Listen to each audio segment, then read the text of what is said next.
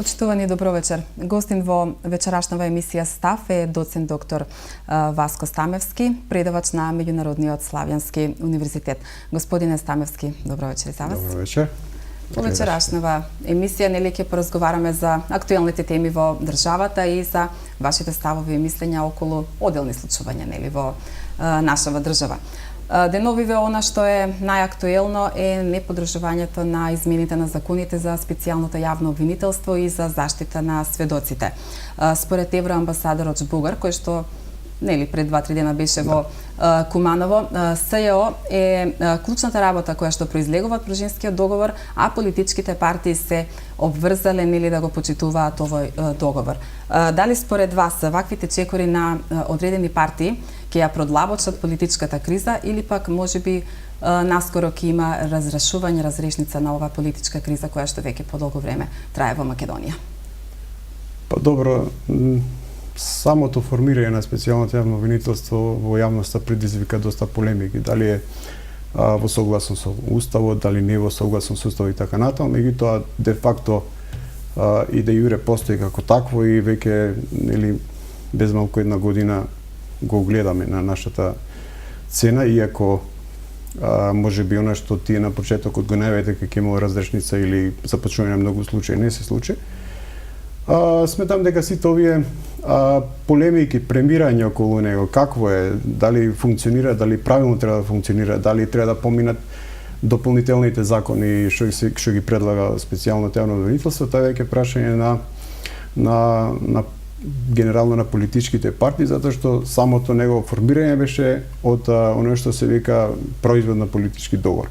Значи, ние, еве јас како правник, нели, имам некои забелешки кои во една прилика ги кажав, зошто сметав дека тоа не е донесено согласно уставот, согласно закон за јавното обвинителство и така натаму, меѓутоа тоа воопшто не е веќе важно, затоа што тоа го имаме на нашата цена и предизвикува реакции кај јавноста.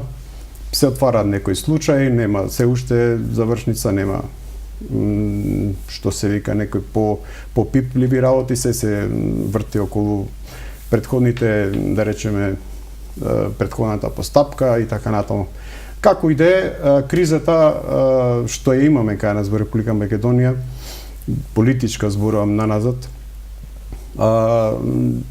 се уште нема разрешница, барем јас не гледам, иако се најавуваат избори кои треба да се одржат на 11 декември, кои за да се одржат треба да има во секој случај клима, треба да има некои согласност помеѓу сите политички субјекти, со оглед на тоа што се случува, се уште нема постигнато како таков.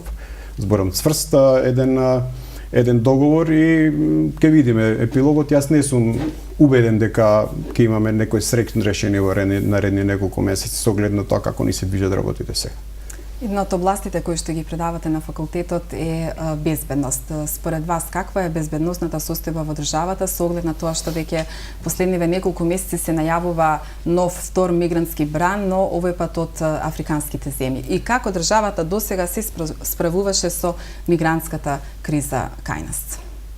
Па очигледно кај нас политичката состојба која имаме во државата не е ставена на еден пиедестал, односно на примерно место. Реалните проблеми во однос на државата и во однос на функционирањето на државата ни доаѓаат во сосема друга насока. Она што се случува, она што го гледаме по медиуми, она што ни се случи во Србија, сега нели тоа марширање на бегалците, дигање на зидови, Бугарија ќе се оградува долна страна со Турција и Грција и така натаму. Дополнување на тие огради ни дава барем едно, да речеме, една предпоставка дека она што понатаму ќе се случува на нашите простори овде, затоа што колку луѓе, односно колку емигранти ќе влезат во Македонија, прашање дали тие ќе излезат. Уште поопасно е тоа што тие излегле во Македонија може да не ги вратат, па да имаме дополнителен проблем. Секое, да не кажам, секое нарушување на државната граница на нелегален начин представува опасност за една држава. А ова што самата се сеќавате вие можеби таму пред 15 на години кога беше косовската криза, имавме неколку стоти циљеви во Македонија. И знаете како се постави, како функционира институциите кај нас. Ние немаме капацитет профинансиски, немаме капацитет организацијски да собереме толка голема група на луѓе. Иако имаме неколку кампови каде што сте Кумановски од тука не колку има 50-100 луѓе, дали има Гевелија долу. И претпоставам на неколку места по неколку десетини, максимум да собереме 2-3 000, 5 000. Не можеме да собереме ние десетици, стотици илјади. Прво немаме средства, второ немаме ресурси, иако војската е вклучена на границите, нели со таа одлука што беше донесена за таа военна состојба, која се уште на сила. Секој случај не ни е светла состојбата доколку дојде тој бран на бегалци како што нели не јавуваат. Така, дали вакви протести кои што ги спомнавме или што беа во Белград може да се случат и во Македонија, бидејќи повеќе од 200 мигранти веќе неколку месеци се заробени во прифатните центри во Гевгелија и во Табановце. Веќе и тие немаат трпение. Колку и да се случат, тоа е една мала бројка символична на луѓе и кои не се сите, таму има жени и деца во таа бројка, така што не е таа бројка која мене лично би ме загрижила, тоа се решава многу едноставно. Меѓутоа проблемот е доколку дојдат, доколку се случи со поголем број на бегалци, доколку прими нашава држава за излегување, не знам колку ќе може да изгледа, дали Србија ќе ги прифати, па за Хрватска, Гори и Унгарија да не зборуваме. Значи може да се случи во состојба да имаме ние тука кај нас ескалација, пошто од причина што тука не влегуваат само сирици или него доаѓаат од разни држави кои имаат и помеѓу себе некои непријателства, анимозитети, знаеме за тепачките што беа долу по Гевгелија и така натаму. Значи во принцип секогаш постои опасно, меѓутоа сега во моментот сметам дека е бројката многу мала за да имаме ние некоја загриженост дека нешто ќе се случи посериозно. Така, моментално сте на предавате на факултетот за правни науки на Меѓународниот Славјански универзитет, како што кажав на почетокот. Колкава заинтересираноста на студентите за запишување на овој факултет и воопшто за правните науки? Сметам дека бројката која се запишува овие 2 години или веќе 3-та година и така натаму универзитетот, односно функционерата на правниот факултет е сосема задоволителна, земајќи го предвид сите овие кај нас ситуации кои ни се случуваат, земајќи го предвид дека секој, да речем, едно школување бара да се извадат одредени сума на пари од страна семејството, нели сепак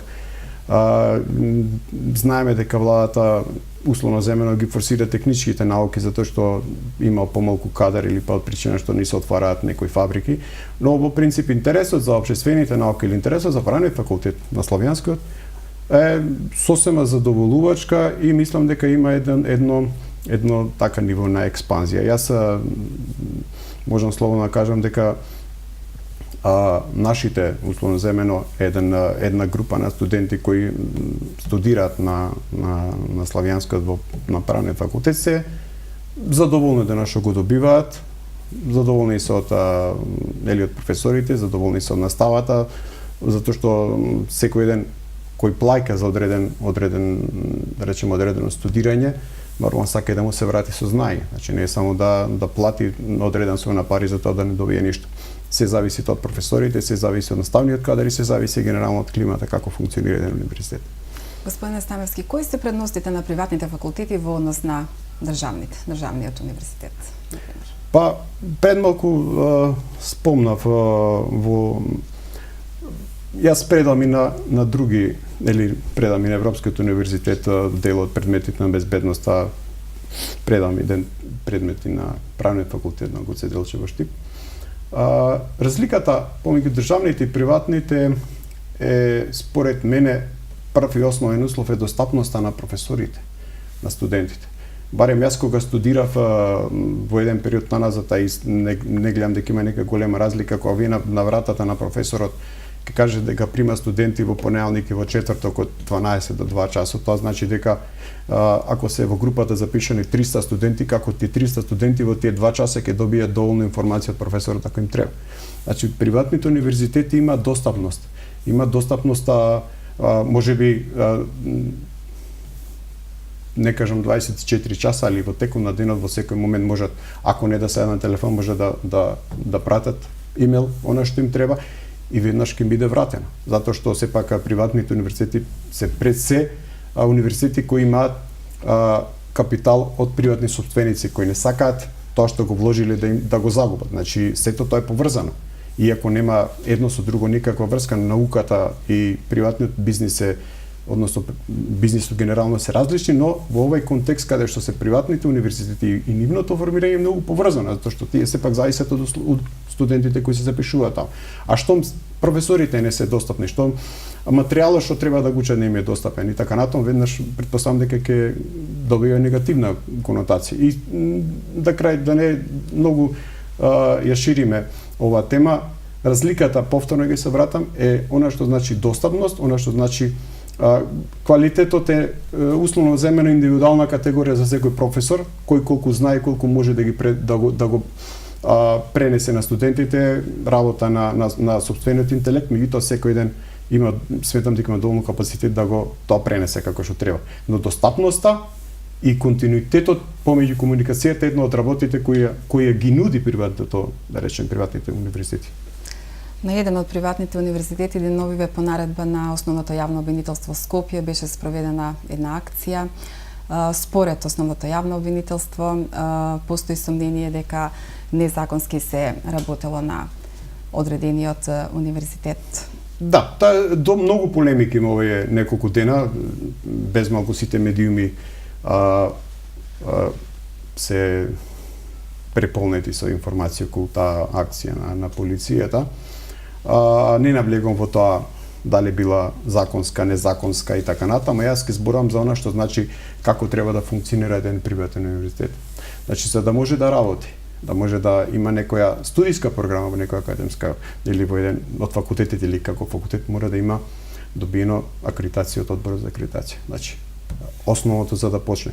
После тоа треба да добие решение за работа, значи за почеток со работа. Тие две работи биле причината за која што овие, значи, не кажам, акција на полицијата, јавното обвинителство е превземена против, нели, во овој универзитет. Сметам дека е локализирано и во таа насока, но како иде разрешницата, ние не смееме да зборуваме никогаш дали е некој виновен или не е виновен. Нормално се го запазуваме уставното начало на презумпција на невиност, се додека не се докаже дека е виновен, не смееме да кажуваме дека некој е крив за некоја работа, но во принцип ова не е добро заради генерално образованието во Република Македонија, не е добро за приватните универзитети во Република Македонија. Во државните не наблегувам затоа што тие функционираат на поинаков начин.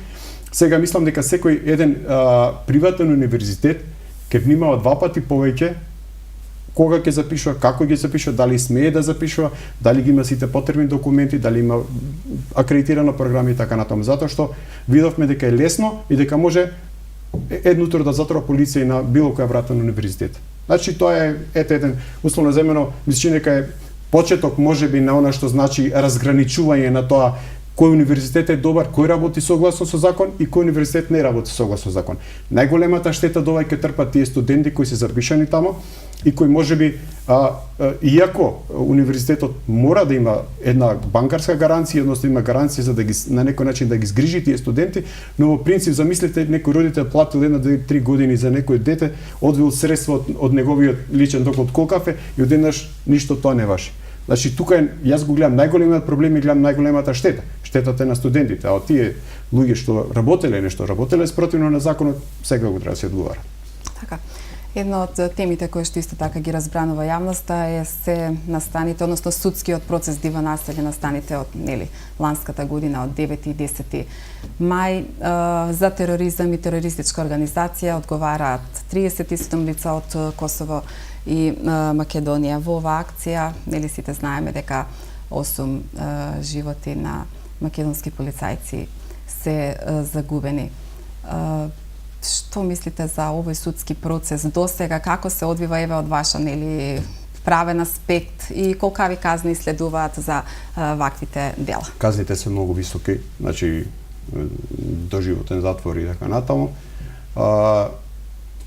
знаете дека не може да добиете, јавноста не може да добие многу информација околу овој судски процес, затоа што се случи се во одредени, нели имаше сега еден затворен период по Така за заштитените. заради тоа што се работи за откривање на државни тајни и така натаму, и тие се нормално во една законска рамка. Но во принципа тоа што се случи овде во, нели, кај вас зборувам, во Куманово е една работа која мене лично ме вознемери од причини што порано работи во овие институции и така натаму, зборам, нели, во државните, во полицијата. Затоа што видовме дека може да се во секој момент да ни се случи една ваква работа. Затоа што системот на кај нас Република Македонија, ние сме релативно млада држава. И иако постојат сите тие служби внатре во полицијата, надвор агенцијата и така натаму, кои може би требало да знаат за тоа што се спремало во диво населје, како што, нели, го викате тука или како што е. Сметам дека во тој дел имало одреден застој, одреден, да речеме, запирање на проток на одредени информации кои би требало да ги знаат. Епилогот го знаеме, се завие во црно неколку десетици луѓе, фамилии и така натаму. И завршницата на овој судски процес не верувам дека ќе биде за многу брзо време, затоа што сепак ова е еден нешто што сметам дека ќе малку ќе одземе време, затоа што има многу искази, има многу докази што треба да се изведат. Па можеби некаде ќе се шпекулира и со вклученост на некои странски држави и така натаму, да не зборуваме во таа насока, но важно е дека кај нас тоа што ни се случи е на некој начин нешто што треба да не загрижи како држава, како систем, како граѓани, затоа што вие во Куманово дојдовте ситуација да не се чувствувате безбедни, затоа што во дворот на вашиот комшија се пукаше загиналуи, што е многу страшно. Тоа е нешто што нели имате ви искуство и пред 15 на години, имаш и тука, нели, кај нас војна, така јас нареком, иако не беше официјално. Сепак е нешто што генерално треба да не загрижи сите. Така, тоа беше следното нешто што сакам да ве прашам. Вие со единицата за специјални задачи Тигар бевте директен учесник во војниот конфликт 2001. Специјалните единици тогаш дадоа своите редови 12 жртви. Какви се искуствата од тогаш? Кои беа најуспешните акции на единицата Тигар во тоа време? Јас ќе ви зборам општи работи, значи нема да ви кажам кои све акции биле, затоа што во слово кажам дека во секоја операција која беше за време на кризата, да не забораваме и таа мигрантска криза која беше година дена пред тоа, па секаде беше вклучена единицата во која што тогаш работев. Секаде, било каде и да имаше одредени дејства на терористичките групи и така натаму, беше вклучена единицата Тигар. Ние изгубивме тројца наши припадници, двајца во Рачиново, еден моментечек кој беше ранет, подоцна го изгуби, нели, почина, и имавме десетици ранети. Значи, со оглед тоа дека никој не планираше дека во Македонија ќе избие војна или конфликт или како сакате наречете го, секој си го толкова според своето видување. За мене беше лично војна, затоа што јас со мојата единица и луѓето војував таа година или тие неколку месеци. Се случува многу работи, се случија многу брзо некои работи, одеднаш една политички барање на одредена група, одредена популација се прелеја во војна. Значи се преточија во една војна состојба, иако можеби некој сметаше дека со тие почетоците, Танушевци, Тетови и така натаму ќе се изврши одреден притисок врз тогашната власт во Република Македонија, меѓутоа не излезе така, затоа што од друга страна безбедносните структури, почнувајќи со мојата единица Тигар, посебните единици така натаму и подоцна формираните, нели, лаови, се одговори многу пожестоко и се одговори многу по не во интерес на тие што го планираат тој судир тогаш. И заврши како што заврши, се под притисок на меѓународната заедница се направи тој Охридски договор кој ни измени неколку одредби во уставот и така натаму, тоа е уставна категорија, но тоа ни се на некој начин го лечиме како проблем овие 15 на години.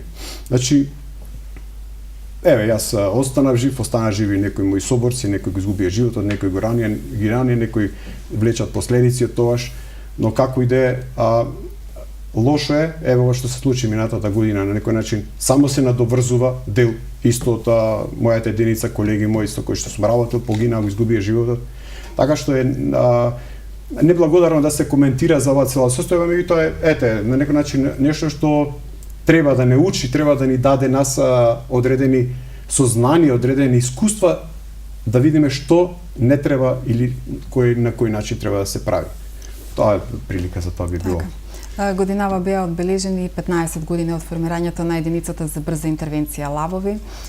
Колку што сум запознаена, вие бевте еден од високите функционери кои што бевте присутен на таа манифестација. Може ли да ни споделите некои впечатоци од таа манифестација од формирањето на И да не ме прашавте, јас ја прокоментирав ова. Функционер висока, таа е малку една интересна категорија. Јас тогаш во времето кога се формирало ОИТБ во единица специјални задачи Тигар, после тоа превзедов посебните единици, бев командант на посебните. Во еден период од историјата од Република Македонија беше формирана ова единица, беше формирана затоа што имаше потреба да се формира, тоа одговорно го тврдам, затоа што капацитетот, односно бројката на луѓето кои тогаш функционира беше недоволно за да на некој начин да се одговори на сите фронтови, ќе кажам, затоа што единицата Тигар броеше колку што броеше, меѓутоа не можеше истовремено да биде на 2 или 3 5 места. Помина, нели, кризата, се формира единицата, мислам, после условно земна растурија, ја расформира, се преточи во друга формација која се уште функционира под друго име. Помина 15 години од формирањето, една група на ентузијасти кои сакаа да покажат, да и кажат навоста дека единицата била формирана пред толку години, дека се уште постои, изборам како група на луѓе. И бев лично поканет, беше многу драго што сум поканет, меѓутоа се на некој начин разочарав кога отидов да ги испочитувам тие луѓе што ме покани, затоа што не видов ниту еден мој познат старешина или функционер, како сакате наречете го, кој беше во 2001, кој функционираше тогаш во Министерството за внатрешни работи. Иако знам и бев сведок на многу контакти тогашни, знам дека луѓето кои тогаш функционира има и директни контакти со единицата, соработува со единицата, со старешините од единицата, со генералот Горан во тој период и така натаму. Стојков, значи, не дојдоа. И искрено, јас апсолутно од тука зборувам дека треба да се засрамат, затоа што ако некој го испочитувал и се сетил на него после 15 години, можел да одвои своето време еден час и половина да дојде да се поздрави. Сметам дека дури и знам дека на дел од тие гости им беше спремена одредена благодарница која требаше да им биде дадена таму. Јас добив таква и благодарен сум за тоа и си ја чувам на убаво место дома. Но во принцип јас сметам дека тие луѓе или биле лицемери, затоа што во тој период кога соработувале со единицата, само нели на некој начин кажувале дека соработува, дека ги почитуваат луѓето или па не нашле време. Независно како иде, сметам дека некој во недела беше организирано, можел да одвои неговото време да ги спочитаат тие луѓе таму. Господин Станевски, пред самиот крај на емисијата, ви благодарам што успеевте да одвоите дел од вашето драгоценно време и се надевам дека нашата соработка ќе продолжи во понатамошниот период. Да, сум тука секогаш. Ви благодарам уште еднаш. Благодарам и на вас на покана. А вие, почитувани гледачи, останете со програмата на Телевизија Плюс. Пријатна вечер.